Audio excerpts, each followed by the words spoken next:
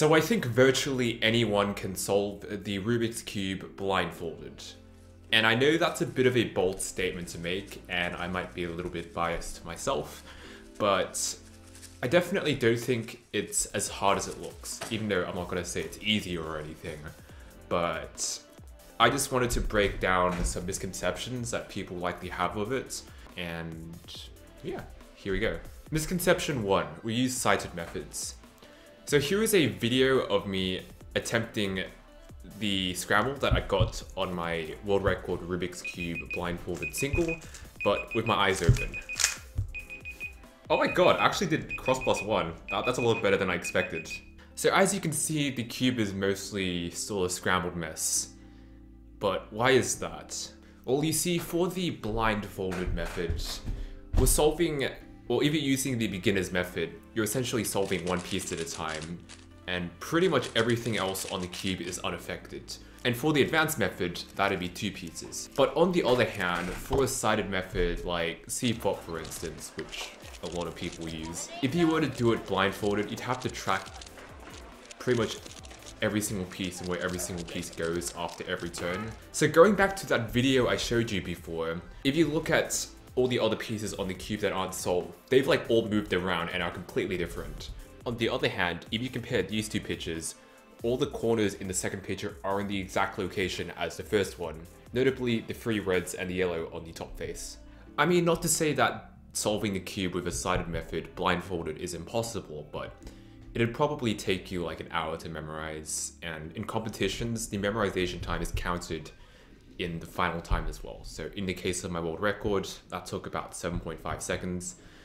So I think an hour is probably a little bit too long, unfortunately. Anyhow, misconception number 2 is that we have to memorize a crap load of information. But in reality, thanks to what I mentioned before with the whole blindfold method and how it preserves the location of pieces, we only have to memorize about 20 bits of information. So that's about equivalent to the amount of pieces on the Rubik's Cube. And while I'm solving it, I'm pretty much just decoding the information into algorithms. And misconception number 3, I can hold 3 fingers up at the time now. Oh my god. I kind of alluded to it before, but it's the idea that you have to be a genius, it's super hard and all of that. But I think realistically, it took around a similar amount of time for me to learn how to solve the cube blindfolded as it did for me to solve it with my eyes open.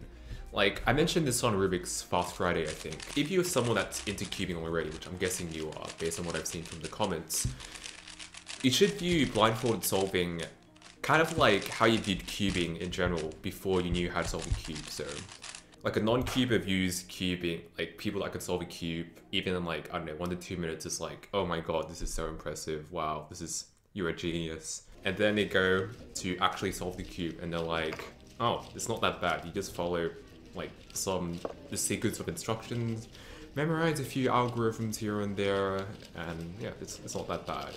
But then they view the blindfolded solvers and it's like, oh my god, you must be a genius, you're doing it, but like without looking. But then people learn how to solve it blindfolded and they're like, oh okay, it's just like a certain method I have to use and follow some instructions.